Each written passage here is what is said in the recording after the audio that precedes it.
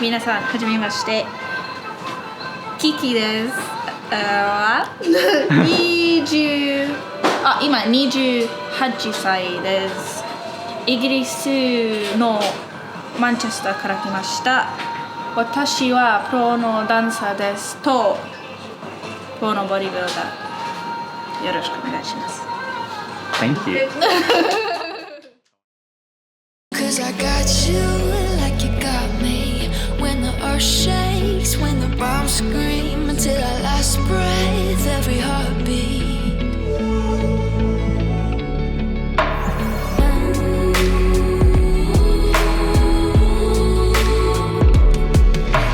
Pick up my sword, yeah, there's nothing I won't do. When you sound the alarm and the chaos is rising, leading the charge, yeah, I'm coming out fighting. Swear on the breath that I breathe, I'll never retreat, yeah, I'll be your army.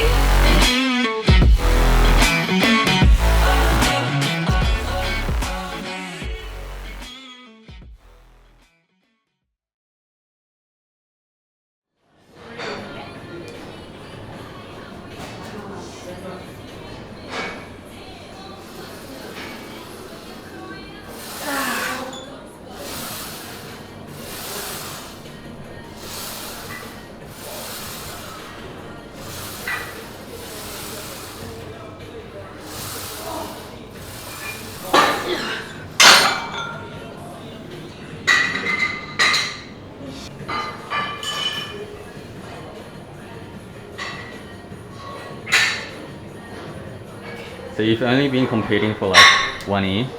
Yeah. So, my first competition was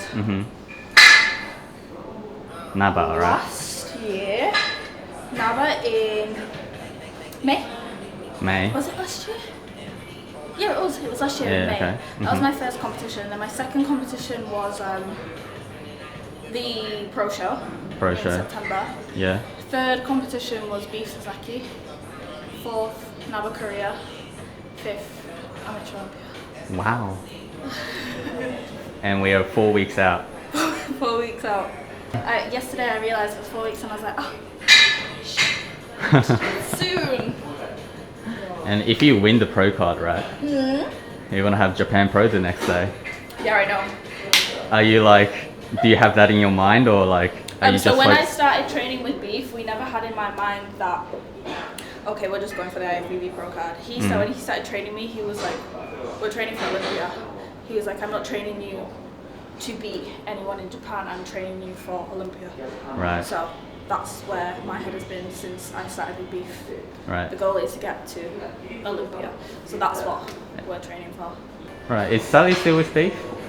I'm not too sure. Okay. I'm not too sure. I saw her the other week. How does she look? Good. Good? Good. She's prepping for Japan Pro, isn't she? It wasn't the other week actually, it was maybe like a month ago. But yeah, Sally always looks good. Yeah, she does. She always looks good.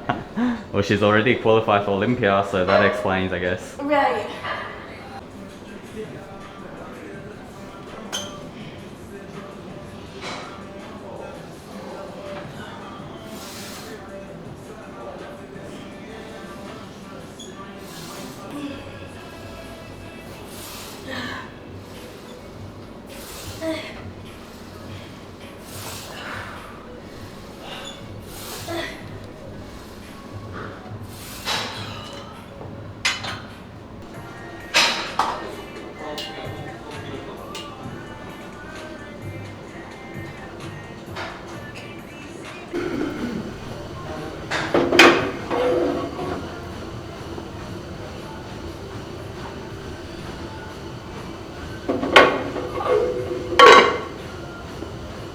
Adding 3 weights, 3 Yes. plates on each side.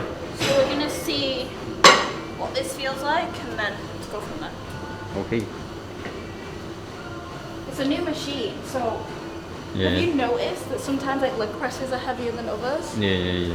So you just want to test it out.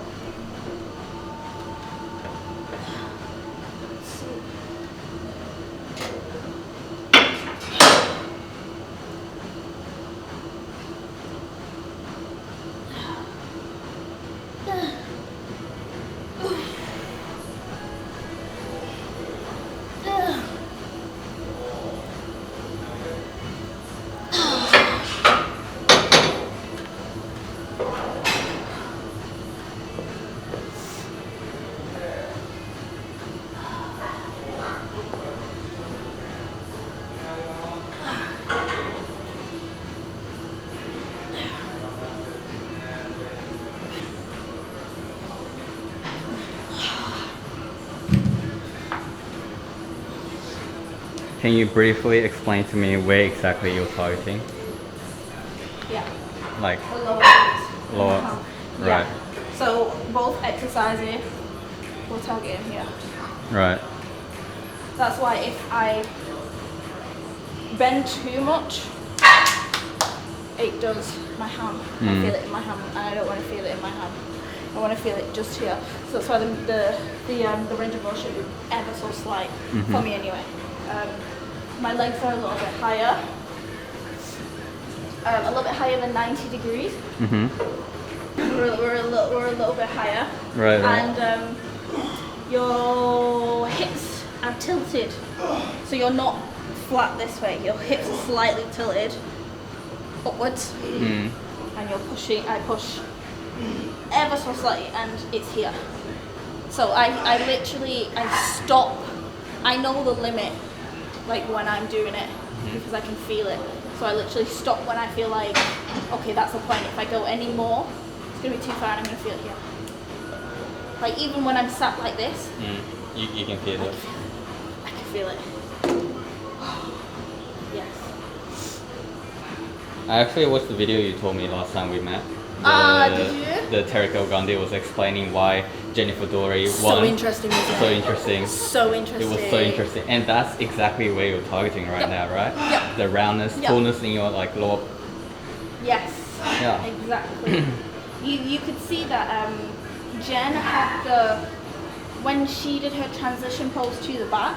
Yeah. You could see that Jen had the advantage with the roundness in the top of the glutes rather than Laura Lee. Yeah. Laura Lee's glutes are more bottom heavy, right? Than top. But like 1 year ago, if you look at her pictures, she had the roundness in the top, but I think the judges I saw somewhere, the judges told her glutes were too overpowering. I think I watched it on one of her YouTube videos. It was basically saying her feedback was that her glutes were like too much. So she had to like reduce down. Where do you gather all this information from? YouTube, Just the YouTube, social media? Yeah. Like once I decided I was doing like IFBB, Yeah. I started watching like the Olympians YouTubes and things like that and seeing what they were doing, like what judges were saying about their Right. physiques and things like that, and just trying to like study. So Because yeah. like you've only started competing last year, but you're speaking like an expert. So I'm like, wow, how did you I watch all these right, things. hours and hours of YouTube videos, I Right? guess. I had hours and hours of cardio to do, so let's stick it on there. I don't think people realise that there's like how much information there is out there. I didn't realise because obviously everyone I was learning, I wasn't bodybuilding in the UK. I only started in Japan, so everything I've learned is from Japanese people. In Japanese. So when I started, I didn't think, oh, there's all this information in English on YouTube. Right. It was only really recently that I was like, there is all this information on YouTube in English, and I can understand it. So why am I not watching it? True. I kind of just forgot because I was trying to learn Japanese and I listened to Japanese every day. I was like, I can understand English. True. I can watch these. So like I've just got used to hearing everything. It's like even though like I might not understand 100%, I've just got used to hearing everything in like Japanese, and I just completely forgot that there's so much information on YouTube in English that I can understand. That's like one massive advantage that you only have. Right? So I was like, people in Japan can't really watch like the Olympians on YouTube and fully understand it because it's all like in English. I mean, you have those like auto translate. Yeah, but it's not always accurate. Yeah. No, I've seen them, and sometimes it comes up with the most random stuff.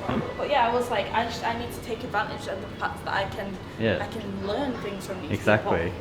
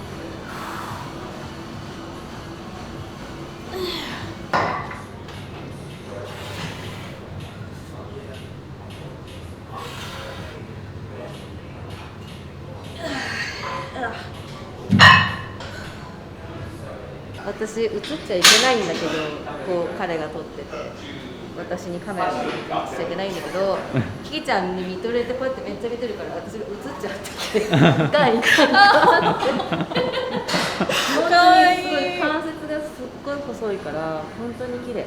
ありがとうございます。私なんだろう、ボディービルダーの人も私関節細い人すごい好きなんだけど、ビキニ選手の関節 is joints. Just saying your joints are really like Kotaro small. likes this. そうだからすっごい切ってなってそこからくっついてるからすっごい美しい。 Yeah, I thought that's what she was saying. Kotaro is the same. So he likes 誰ですか? Rough Diesel.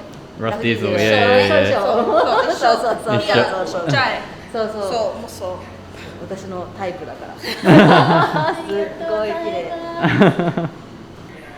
When I went Naba Japan the first time, Yeah. there was a lot of comments on YouTube going on about DNA. Right. But DNA is part of it. Yeah. Unfortunately, if you look at the top athletes, they all have Of course. ridiculous DNA. So like someone saying to me, yeah, but it's your DNA. It's like, but it's not only my DNA. Like I can get so far because of my DNA and because I work hard as well. Unfortunately, bodybuilding is to an extent at the top level genetics as well. Yeah. Like- Genetics. I think genetics is part of the game. Like Like, you do you know what I can't ignore mean? it. Do you know what I mean? Like there's Yeah. a coach in the UK that was like trying to convince me to compete, and he was like, "You are built for this. Like you're built for it." Like he kept saying that, and then now it's got to the point where I'm doing it. I'm like, I understand where that meaning is coming from. He was like, I have like. Who was the coach? He's from the UK. He's called Josh McHale. Okay, I don't know him. Kotaro told you the same thing, right? And Beep-san. Yeah. Like So- you're so- born with it. Like yeah. you're born to compete.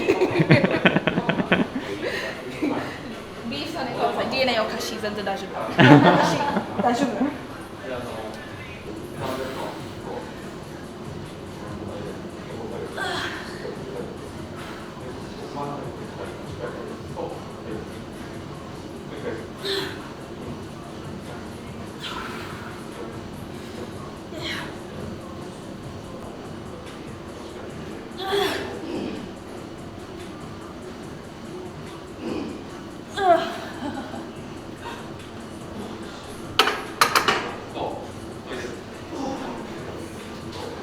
Like 5 doesn't seem like a lot, but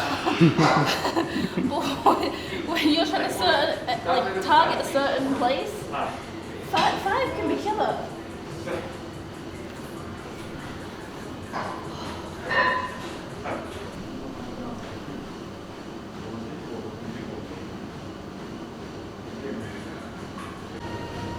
I'm so mixed that in the UK a lot of people who are mixed race are Jamaican and English generally.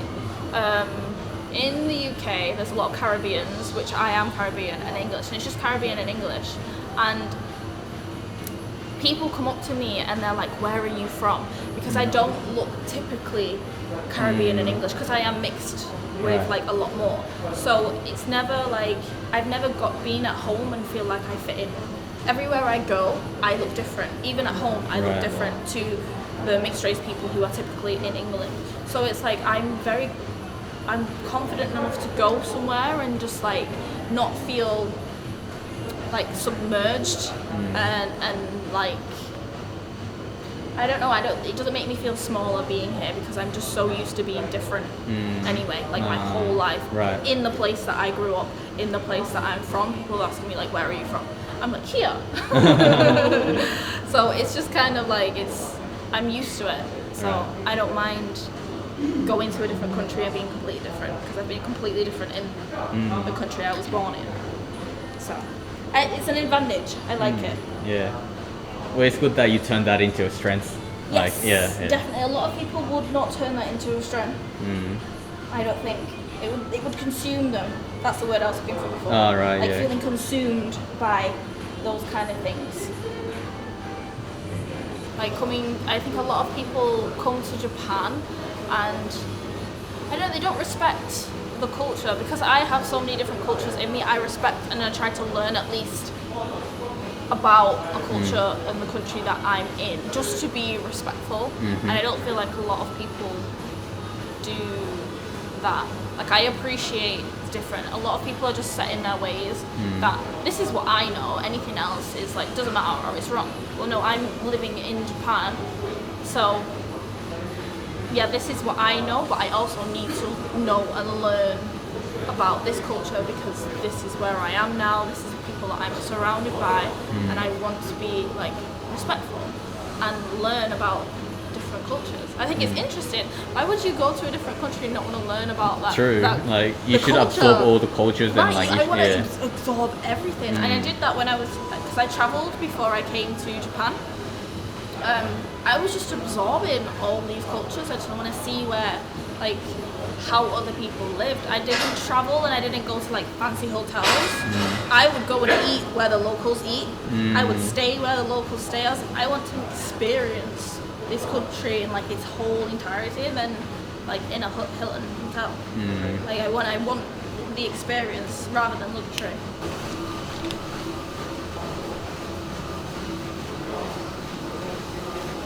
It's the same in the UK. People look at me and have this kind of preconception of like who I'm gonna be. Yeah. I'm the complete opposite. Like I'm so awkward and I'm so weird. But like people think like, oh, she's gonna be like really full of herself and like high maintenance and things like that. I'm the complete opposite. Complete opposite. But not a lot of people get to see that side of me, and I like that. Well, lucky I'm seeing it then. Yes, you're very lucky. Your interview is so much more interesting than just like talking about bikini, like how you grow up, like your like all the values that you have. Because like I can relate to it so much. Like I grew up in Australia, like I was like some people were racist to me, against me. You get that everywhere, don't you? Yeah. When you're different, there's gonna be someone. So I'm like sorry you have to deal with that. It's shit, but it happens, right? so no. But I suppose it turned like those kind of experiences, these bad experiences, you can let them consume you or you can grow from them. And I feel like you're the same as me, and anything that has happened to you like that, you grow from it. You don't let it like consume you turn it to like positive energy, Yes. like you have to, exactly. That's Exactly. true.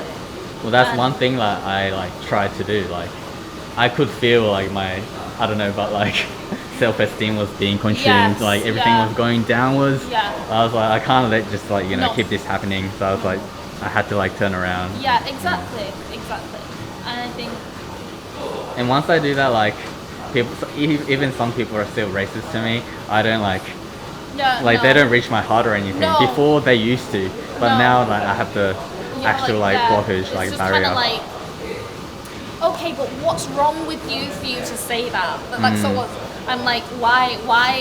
What is going on inside with you for you to be like that? True. Like, Yeah. I'm like, it's not a reflection. It's nothing to do with me. There's something wrong there. Yeah, that's very Please true. look after yourself. I feel sorry for people more. Like I'm like, Yeah. there's something broken inside for you to treat other people like that. I don't understand it. I totally agree. So so that's why it doesn't get to me anymore. And when anyone is like horrible, it doesn't get to me because I'm like, it's a reflection of you, not me.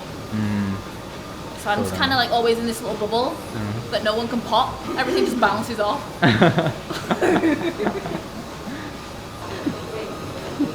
Cool. But I think things like that translate into prep. Because people can get consumed with what's going on outside. Right. Like who else is competing and what do they look like and what do they have that I don't. Really, you just need to stay in your bubble Right. and do the best that you can do, because you can't control someone else's prep. You can only control what you can do. That's very true. So that's all. I don't. The only people I look at is Olympians, because that's where I want to be. I'm not looking at anyone else because I'm not interested, because I have no control over, I only have control over what I can do. So I'm not going to stress myself out thinking, this person's coming, this person's coming, this person's competing. Well, it doesn't matter, because I can't control any of that. You only need to ever worry about things that are in your control.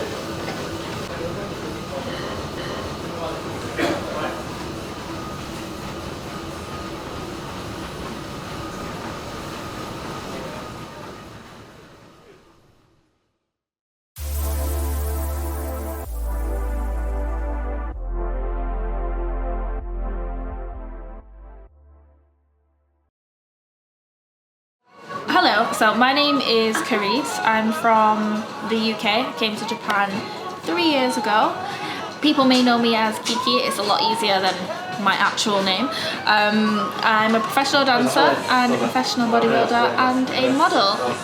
I am NABA Japan's classic model overall, and I'm also NABA Korea classic model overall, and I am taking part in IFBB this year, so I'm gonna try and get my pro card in November for Amateur Olympia. Nice.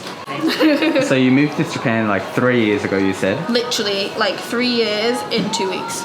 Why did you move to Japan in the I first was place? curious. You were curious. I was curious. Everyone asked me this question. They were like, "Do you like anime? Like, what is it?" And I was like, curiosity. Like, everyone in the UK moves to Australia, or they go traveling to like Thailand and things like that. So when I finished my master's degree, I was like, I want to go traveling, but I don't want to go to the places other people have gone to. So I went to Bali for a month, and then I went to Singapore, Vietnam, China, South Korea, and then my last stop was Japan.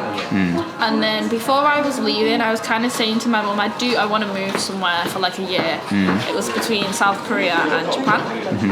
I got to South Korea and I was like, yay, I love it, I'm gonna move here. The day I stepped foot in Japan, I was like, no, I'm moving to Japan.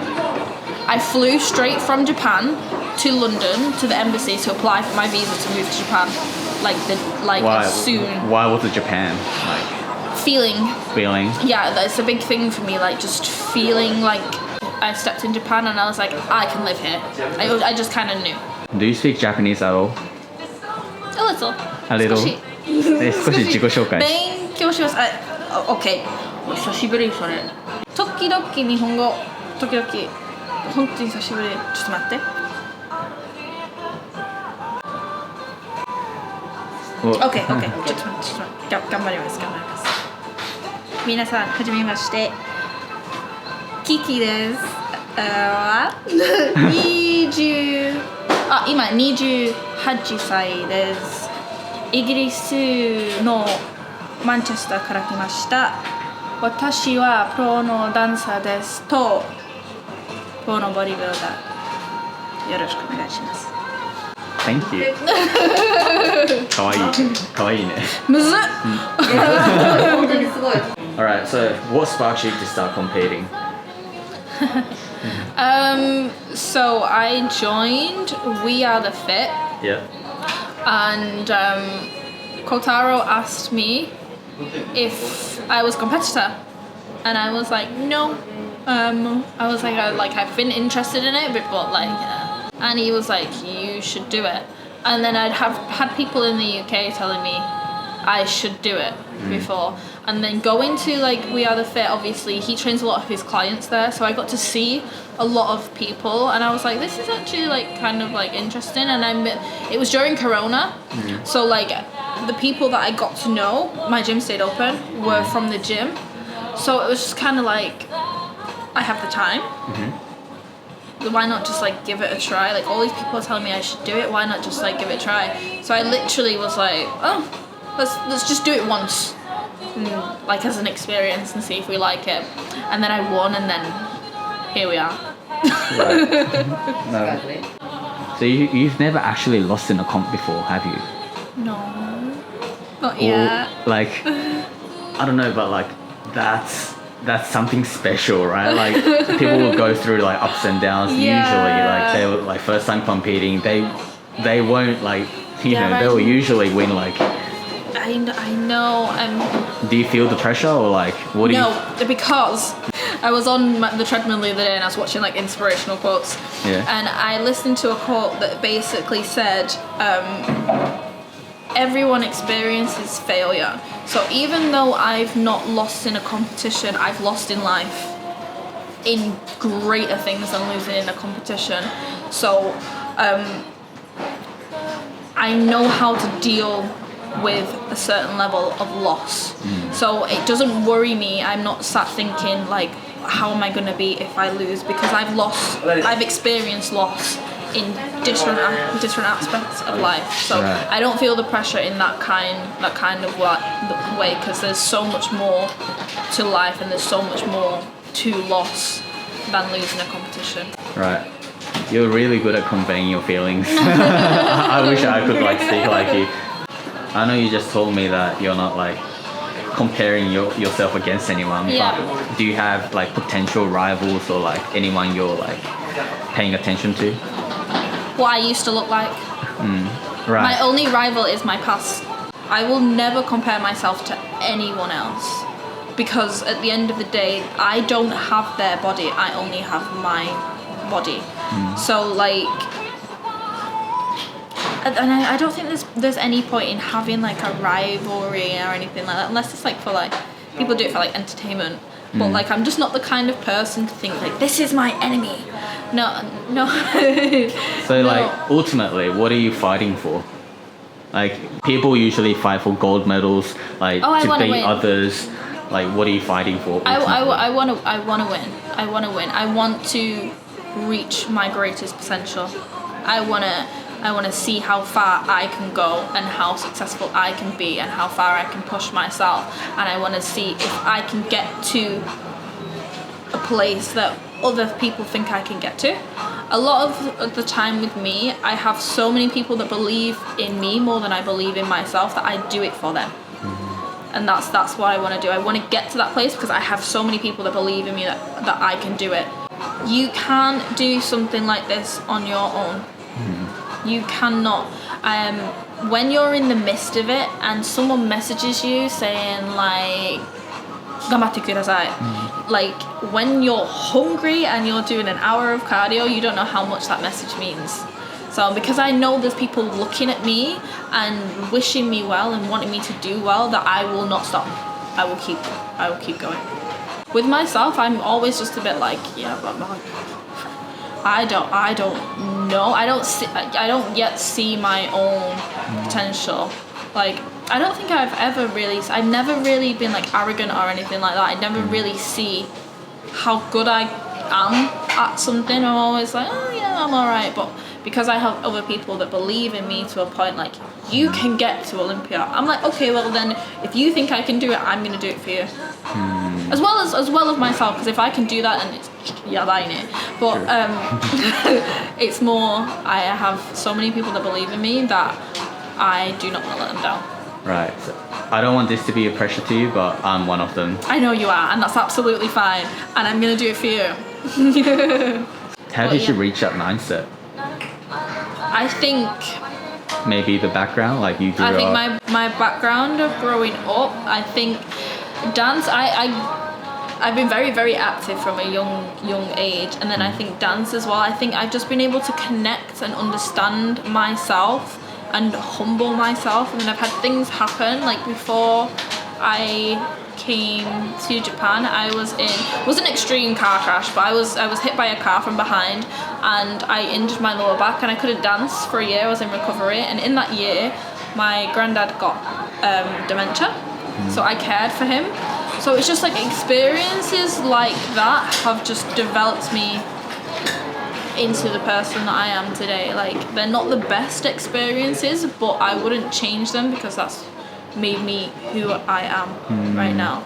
So it's not like I went on a quest to try and like open up my mind. It's just the experiences that I've been through. It's how I've used them and then developed into the person that I want to be. Right, so it all ties back to like what you were saying during the training, like you don't let like certain experience consume you, you Yep. grow from them. Yep, exactly. You have to, it's how you look at things, it's your mindset and how you take the things that happen to you, and you can either let them consume you or you can use that experience to grow. And I think every bad experience should be used to grow into the person that you want to be. Your interview is very interesting because you'll always like relate to life experience like other than competitions. Like, and she's, yeah, and that's life, right? Exactly, Yeah. because as like my goal is to get to Olympia. That is what I want to do. That is where I want to take myself. But that is not life.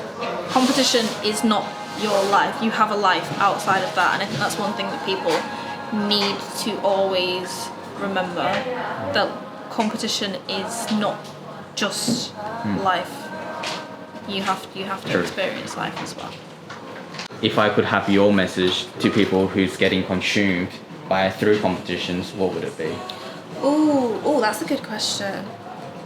Take a step back.